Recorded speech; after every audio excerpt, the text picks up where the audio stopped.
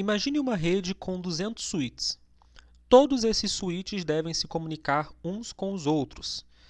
Alguns computadores conectados em um switch podem querer se comunicar com computadores conectados em outro switch.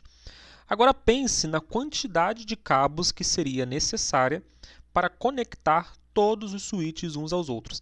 Se for uma conexão completa, com cada switch conectado diretamente a todos os outros switches, seriam necessários nada menos do que 19.900 cabos. É coisa pra caramba.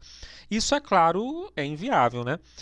Para evitar que isso aconteça, uma rede bem projetada, ela deve seguir um determinado design pré-definido. A Cisco ela recomenda alguns modelos de design, entre eles o design hierárquico de 3 camadas. Nesse design, os switches eles podem estar inseridos em 3 camadas diferentes: camada de acesso, camada de distribuição ou camada core.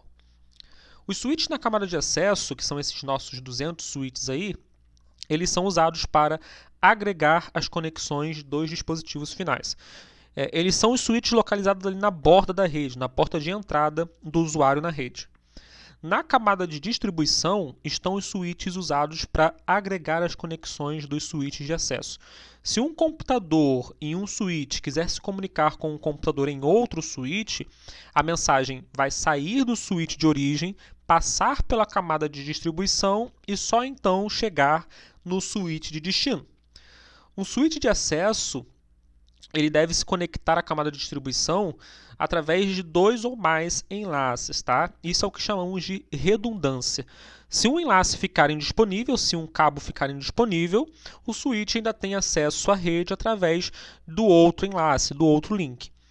Além da redundância de enlace, sempre que for possível, é bom também a gente fazer a redundância por switch de distribuição. Por exemplo, um switch de acesso ele pode ter 2 enlaces conectados ao switch de distribuição B1 e outros 2 enlaces conectados ao switch de distribuição B2. Ou seja, um switch de acesso está conectado a 2 switches de distribuição, fazendo assim a redundância na camada de distribuição.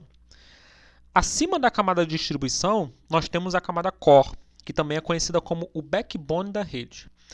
Essa camada é usada como um agregador das conexões entre os switches de distribuição. Os switches que estão aí nessa camada core, eles devem ser robustos o suficiente para suportar a quantidade de tráfego que passa através da camada core e também dos serviços que eles devem fornecer. Além disso, a camada core ela serve como uma ponte entre a rede local e o mundo externo. Tá? Os roteadores, os firewalls, por exemplo, disponíveis aí na rede, eles estão geralmente conectados ao switch da camada core.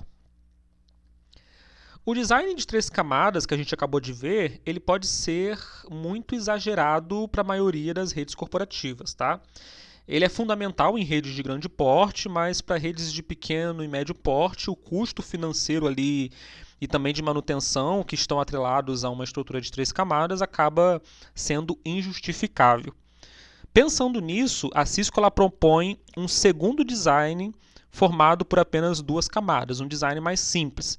A camada de acesso permanece a mesma coisa que o design de 3 camadas, mas as camadas de distribuição e a camada core elas são colapsadas, ou seja, elas são unidas uma à outra, formando assim a camada core colapsada. Essa camada core colapsada ela serve ao mesmo tempo como um agregador das conexões entre os switches de acesso e também como o backbone da rede. Os roteadores e firewalls se conectam à camada core colapsada em um design colapsado.